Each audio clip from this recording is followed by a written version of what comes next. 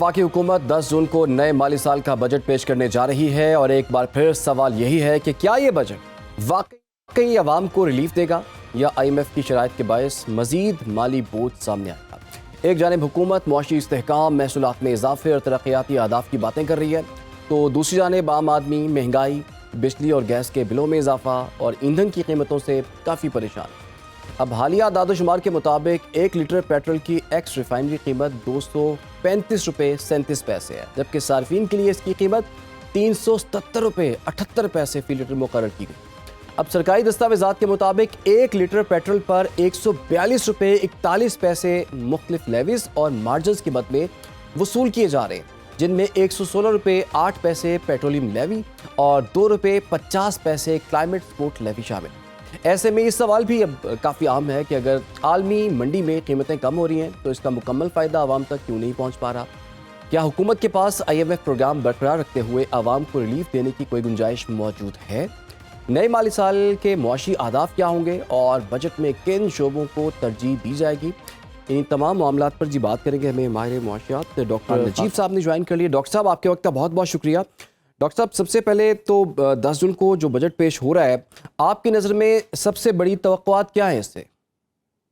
देखिए जी, सबसे बड़ी तवक्कुआत ये होनी चाहिए कि पाकिस्तान के लिए इस वक्त एक स्ट्रक्चरल गुंजाइश है कि आप अपने टैक्स और एक्सपेंडिचर के स्ट्रक्चर को तब्दील कर सकें। इसलिए नहीं कि टैक्स टू GDP बढ़ाना है। ये एक जो फेटिश दुनिया में डेवलपिंग कंट्रीज एक नंबर को पकड़ लेती हैं कि वो 10 है पाकिस्तान का, पिछले 15 साल का देख लें, 9 10 8, इसको थोड़ी देर के लिए छोड़ दें। हर जो टैक्स लगाया हुआ है उसको इस नजर से देखें कि वो पाकिस्तान की पैदावार को, इन्वेस्टमेंट को, कंपेटिटिवनेस को, इंडस्ट्री को, एग्रीकल्चर को कैसे अफेक्ट कर रहा है। वो क्या हॉरिजॉन्टल इक्विटी, जिसका मतलब है कि मसावी टैक्स के निजाम को तकवीत दे रहा है, या टैक्स मोराल का मतलब ये होता है कि लोगों का टैक्स देने का जो मोराल है उसको खराब कर रहा है। क्या हॉरिजॉन्टल के अलावा वर्टिकल इक्विटी के जैसे जैसे इनकम्स बढ़ रही हैं, क्या वो टैक्स हो रही हैं कि नहीं हो रही। अगर आप इस नजरिए से देखेंगे तो कोई भी ये नहीं मानेगा कि पाकिस्तान में मैन्युफैक्चरिंग का हाईएस्ट टैक्स 54% होना चाहिए, और पाकिस्तान में जो एक सुपर टैक्स है वो I was on the table जब हमने सुपर टैक्स लगाया था। मैं समझा देता हूं पाकिस्तान की अथॉरिटीज के लिए भी, आपके लिए भी, कि क्या चीज है जी। ये ऑस्ट्रेलिया में हम सुपर टैक्स लगाते थे इस चीज पे कि वहां माइंस एंड मिनरल्स के एक बड़े, कई दफा कीमत बहुत बढ़ गई तो एक्सेसिव प्रॉफिट्स आ रहे होते थे। सेक्टोरली हम उनको हिट करते थे और उसके बाद उसको विड्रॉ कर लेते थे। पाकिस्तान में बैंकिंग प्रॉफिट्स एक दफा बहुत ज्यादा आ रहे थे। हमारी ही तजवीज थी कि इस पे एक सुपर टैक्स लगा दिया जाए और फिर उसको कोई टैक्स निजाम का पार्ट ना बना दिया जाए, बल्कि जो 29% का मैन्युफैक्चरिंग पे टैक्स है उसको भी 25 कर दिया जाए। वो सारी तजवीज तो मतलब धरी की धरी रह गई। आज 54% हाईएस्ट टैक्सेशन है, 38% पर्सनल इनकम टैक्स है ऑन दी हाईएस्ट ब्रैकेट। अब उम्मीद यह है कि इन दोनों को हिट करेंगे आप। उम्मीद यह है कि आपका जो सामने दोस्त खड़े हुए हैं, कैमरामैन हैं, दूसरे हैं, अब तो डोमेस्टिक हेल्प जो है वो 50,000 रुपए ले रही है। हम 50,000 रुपए पे टैक्सेशन शुरू करते हैं लोगों की। यार इसको भी सोच लें कि मेरे हिसाब से 75 या 80,000 रुपया हो जाना चाहिए।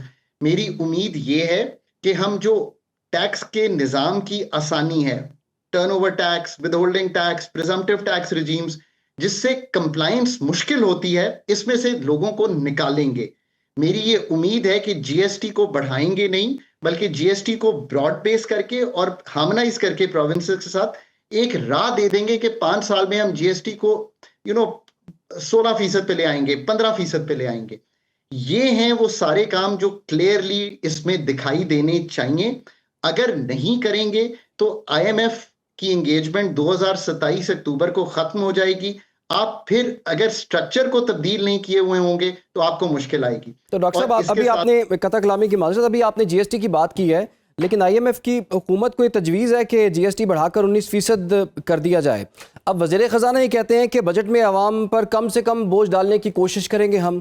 IMF प्रोग्राम भी तो चल रहा है कि IMF प्रोग्राम में रहते हुए हुकूमत इस पोजीशन में है कि आवाम को किसी किस्म का कोई रिलीफ दे सके।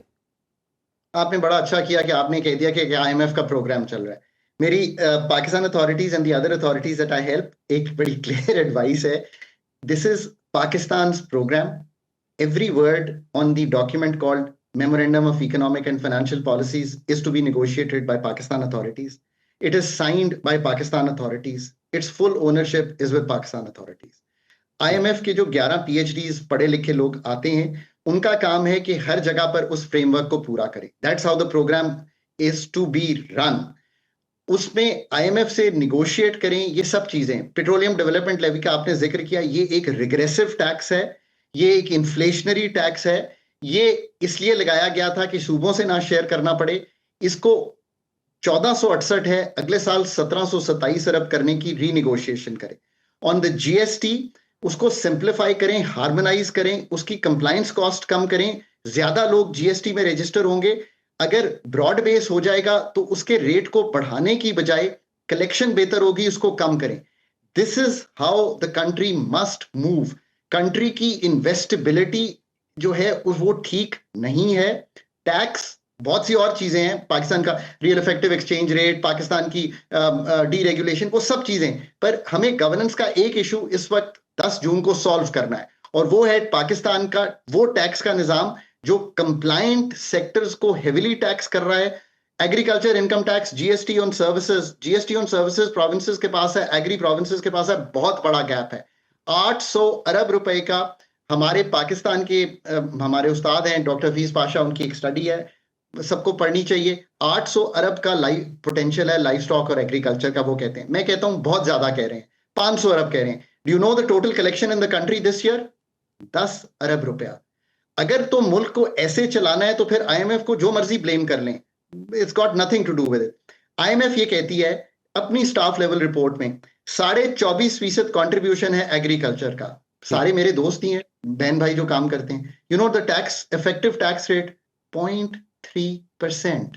You know the effective tax rate on you, let's say you're a great anchor, you're earning crore rupaya, 38.15%. यार let's set our country right. ये वो मौका है, बड़ी टेल विंड्स हैं, मैक्रो स्टेबिलिटी है, हुकूमत 10 मई करके आ रहे हैं, सारे एक तरह सोच रहे हैं, दुनिया साथ खड़ी है, बट ये स्ट्रक्चर्स तो सब आपने तब्दील करने हैं. और पाकिस्तान को इससे अच्छा मौका डेटा माइनिंग का और अपने एक्सपेंडिचर का. मुझे बड़ी खुशी होती है कि बातचीत हो रही है कि किस तरह बिस्प को नीचे दिया जाए, किस तरह जो एनर्जी है वो सब्जेक्ट नहीं है वफाक का, किस तरह एग्रीकल्चर, एजुकेशन, हेल्थ, इंडस्ट्रीज, ये सब खत्म करें वफाक से, इनको नीचे दें, प्रोविंसेस को फाइट करने दें to be better at education, at health, at agriculture, at industry. आप देखें कि मुल्क में कितना कंपटीशन आ जाएगा. That's how this country needs to be run in the coming years. मैं हमेशा कहता हूं यार कि मैं बहुत बुलिश हूं पाकिस्तान पे.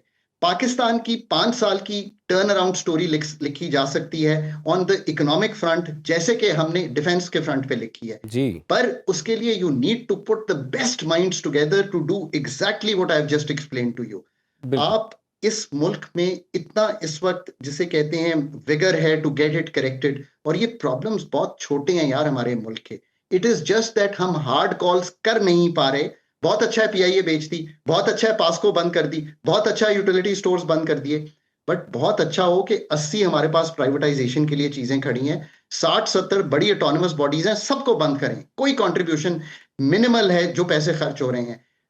40 से 50 डिविजन्स हैं फेडरल गवर्नमेंट के, उनको कम करें, नीचे डिवॉल्व करें, प्रोविंसेस को टैक्स लाने दें अपने पे.